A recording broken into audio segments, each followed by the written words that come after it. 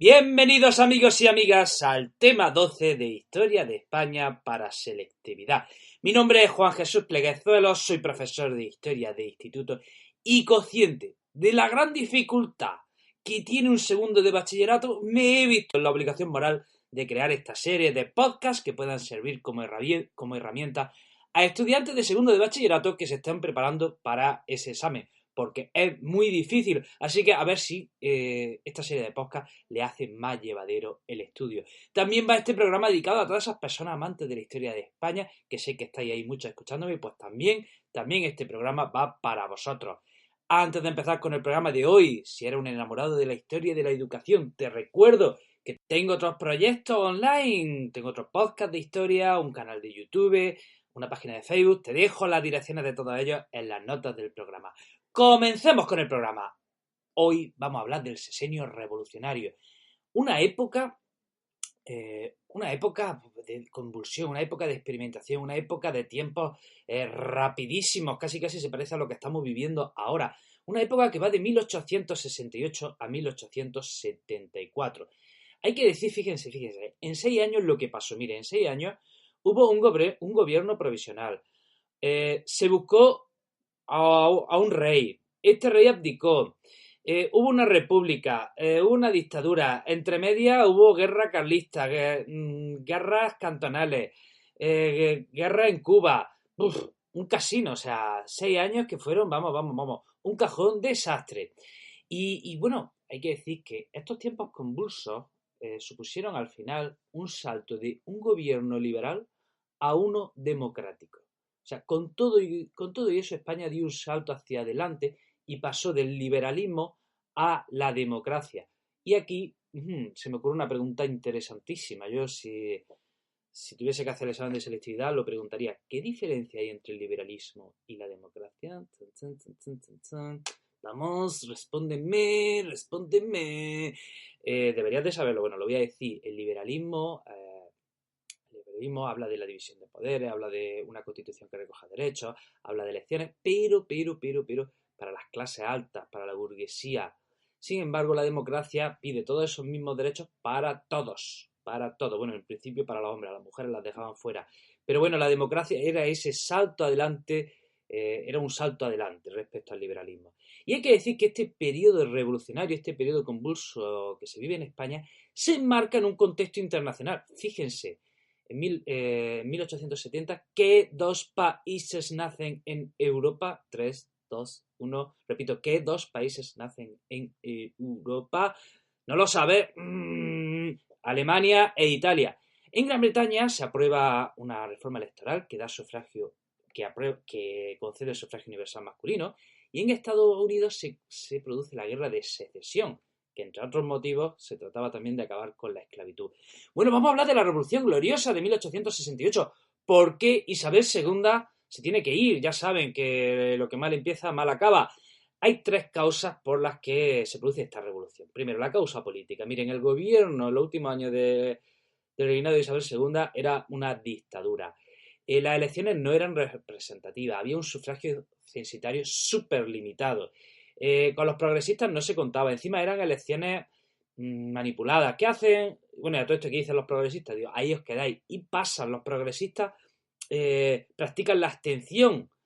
O sea, esa es la causa política. La causa social, pues miren, ya saben, se estaba produciendo en algunas partes de España la revolución industrial y la revolución industrial trae consigo un empeoramiento brutal de las condiciones de vida del obrero.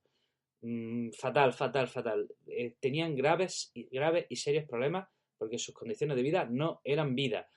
Y además también hay cabreo porque hay altísimos impuestos al consumo y había un sistema de quintas que era tremendamente injusto. ¿Qué son las quintas?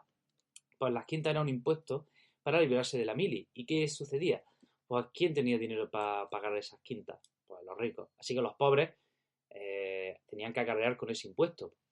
Perdón, tenían que acarrear con ir a la mili porque no tenían dinero para pagar ese impuesto. Y antes ir a la mili podía suponer ir a la guerra y que te matasen. Y también había una causa económica. Se produjo una crisis ferroviaria producida por una burbuja. Se creía que cualquier ferrocarril que se construyese iba a ser rentable. Pues nanay de la China. pasó que muchas compañías empezaron a construir ferrocarriles y cuando estos ferrocarriles con el tiempo no dan dinero, las compañías quiebran. Pero hete aquí que la compañía había pedido dinero al banco y no se lo devuelve, así que el banco también quiebra. Vamos, un castillo de naipes. Entonces, en fin, bueno, y también se produjo una crisis de subsistencia. Hoy estoy yo preguntón, ¿qué es una crisis de subsistencia, amigo y amiga? Espero que lo sepas. Una crisis de subsistencia es cuando faltan los productos básicos, ¿vale? O cuando los productos básicos aumentan de precio. Hay malas cosechas, escasean los productos básicos y los pocos que hay suben de precio. Entonces la gente ya es que no tiene lo justo para vivir. ¿Qué más? Bueno, pues estas causas son las que provocan un ambiente para echar a Isabel II de una vez y para siempre. Bueno, pues, primer capítulo. Ostende, 1866, se reúnen unionistas, progresistas y demócratas. Y ahí pues se diseña la caída de Isabel II. Ahí se produce un pacto contra Isabel II y se planea derrocar a la reina y después convocar elecciones a Cortes Constituyentes. Segundo capítulo, ¿dónde se produce la rebelión? Pues en esa ciudad española que viene a ser el distrito 13 del siglo XIX en España, que es Cádiz, 18 de septiembre de 1868. Tercer capítulo, se produce una batalla en el puente de Alcolea, Córdoba, entre los generales Serrano, Prim y Topete contra las tropas isabelinas, y estas pierden. Isabel II dice a revoir y se va, se larga. ¿A dónde? Pues donde se van todos los Borbones que se exilian a Francia.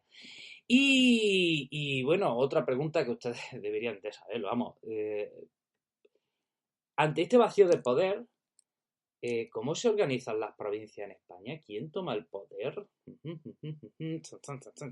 Se reproducen de nuevo las juntas revolucionarias, ¿vale? Otra vez, como había pasado en Cádiz, como pasó en el 37, como pasó en el 40, se reproduce como forma de gobierno las juntas revolucionarias. ¿Qué pedían? Pues estas juntas revolucionarias pedían sufragio universal, supresión de las quintas, libertad de culto, etcétera, etcétera. Vamos, las clases populares pues querían igualdad de derechos. Igualdad de derechos, bueno, pensaban que con la caída de Isabel II pues llegaría por fin esa igualdad. Pues no llegó. Enseguida la revolución se quedó, como siempre, para unos pocos.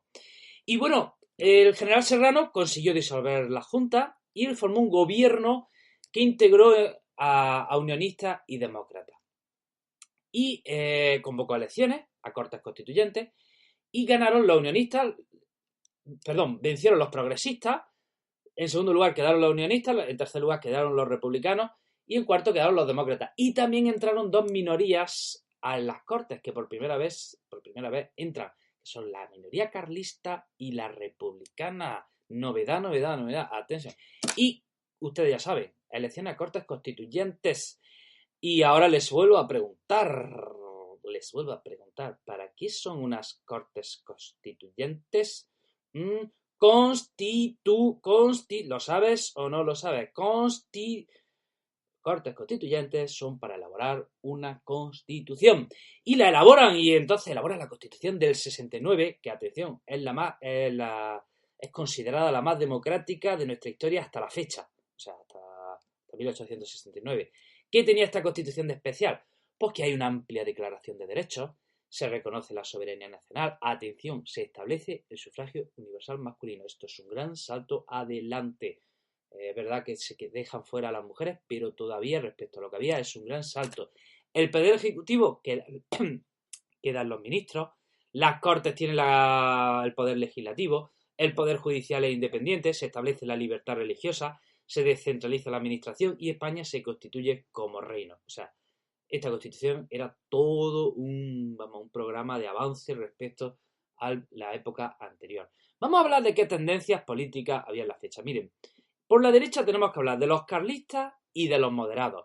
Atención, ¿cuál es la gracia? Que los carlistas por primera vez aceptan, parte de los carlistas, aceptan el juego democrático y se presentan a las elecciones. Y luego también tenemos a los moderados que siguen siendo fieles a Isabel II. En el centro tenemos a monárquicos y a demócratas. ¿Estos qué piden? Piden una monarquía constitucional, piden un reino, pero también piden una constitución con amplias libertades, etcétera. ¿Y quiénes apoyaban a los monárquicos y a los demócratas? La burguesía industrial y financiera. Y por la izquierda, pues sobre todo tenemos a un partido que se desgaja de los demócratas. ¿Quién va más allá de los demócratas? ¿Quién va más allá de los demócratas en esta fecha? Los republicanos federales, que quieren una república, quieren la supresión de las quintas y, atención, la abolición de la esclavitud que se seguía practicando en las colonias. Bueno, pues aprueba la Constitución y el general Serrano es nombrado regente y Prim presidente de gobierno. Pero si hemos dicho que en la Constitución España es constituida como reino y no tenemos rey, pues hay que buscarlo y se pone un anuncio en el periódico. No, bueno, no se puso un anuncio en el periódico. Se empieza a buscar rey por Europa y al final se da con un candidato perfecto que era Amadeo de Saboya, hijo del rey de Italia. ¿Quién era el rey de Italia? Pues su unificador, el gran Víctor Manuel II. Bueno, pues fíjense, es que España. Quien se trae a Amadeo de Saboya es Prim, ¿vale? Este es el gran valedor de Amadeo de Saboya. Prim es quien hace todo el trabajo para traérselo. Bueno. Pues Amadeo de Saboya llega un feliz día, un frío día del 30 de diciembre de 1970, dispuesto a celebrar la Nochevieja en España, feliz, contento, y nada más llegar a Cartagena, Murcia, le dicen que a Prim se lo han cargado. Toma ya. Así empieza su reinado Amadeo de Saboya. Pobre hombre, la que le esperaba en España. Y bueno, su reinado fue un completo fracaso. Primero tenía un carácter débil, no tenía carisma. A Prim, que era quien lo había traído, se lo cargan. Ningún partido le apoya. Se produce una guerra en Cuba. Hay una insurrección carlista. Hay el movimiento obrero. El auge del movimiento obrero. Se sospecha que le hacían bromas con su nombre. Todo un rumor. Ahí queda eso. Yo creo que al final el problema fue ese. En fin, es un periodo de mucha inestabilidad, ¿vale? Finalmente, ¿qué dice Amadeo de Saboya? Ahí os quedáis, chicos. Ahí os quedáis. 11 de febrero de 1873. Salió del grupo, ¿vale? Amadeo de Saboya abandonó el grupo de WhatsApp, o sea, quiere decir que abandona España. Y ese mismo día, 11 de febrero del 73, se proclama la Primera República, febrero de 1873. ¿Y qué pasa? Pues miren, hasta ahora todas las tendencias políticas se habían quemado en España. Todos. No se había librado nadie, excepto ¿quién? Quien no había gobernado todavía. ¿Quiénes no habían gobernado todavía? Los republicanos. Así que se les deja vía libre. Y en un principio el pueblo recibe con mucha esperanza a los republicanos. Creían que se iban por fin a ver colmadas sus reivindicaciones, sobre todo las de las clases populares. Y bueno, fíjense que este capítulo podría llamarse La Primera República o un cajón de grillos. Este podría ser el título del epígrafe. Pues miren, el primer presidente se llama Figueras, que gobierna, atención, en coalición con ministros monárquicos. Sí, puede ser una contradicción, pero es así. Y desde el mismo momento en que gobierna Figueras, empiezan a estallar motines federales. Figueras se ve sobrepasado y dimite. Y llega otro señor que ya es un republicano puro, un gobierno republicano puro, presidido por Pi y Margall, y aquí ya se lía la de Dios es Cristo. Y empiezan a proclamarse repúblicas federales por toda España. Cataluña proclama su independencia, Málaga, Granada, Jaén, Cartagena. Y para añadirle más cachondeo al asunto es que las mismas repúblicas federales se declaran la guerra entre sí, como puede ser Granada y Jaén, que se declararon la guerra. Y bueno, a estas repúblicas federales les llamamos cantones. Está el conflicto cantonal o las guerras cantonales. Pero esperen, que hay más. A la vez que hay guerras cantonales estalla una sublevación en Cuba, pero es que también en el norte estalla una insurrección carlista. Vamos, un circo esto. Se llega a redactar un proyecto de constitución, pero claro, entre tanta guerra y tanto cachondeo no hubo tiempo de aprobarlo. Bien. Bueno, pues, como no, Pi Margall dice, mira, que me voy, que bye, arrivederci. Y llega un presidente que se llama Salmerón, pero cuando tuvo que firmar una pena de muerte dijo, ay, no, yo no firmo la pena de muerte. Y dimitió. Y llega otro presidente Castelar que dijo, vaya entera, bribones. Se puso duro, pero empezaron a acusarle de dictador y dijo, y lo obligaron a dimitir el 2 de enero, Y ese mismo día, 2 de enero del 74, el general Pavía entra en las Cortes y las disuelve. Da un golpe de Estado y las disuelve. ¿Quién asume el poder? De nuevo asume el poder el general Serrano. Y durante 10 meses, pues digamos que hay una dictadura, porque ni era reino, ni república, ni gobernaba un general, eso podemos llamarlo una dictadura.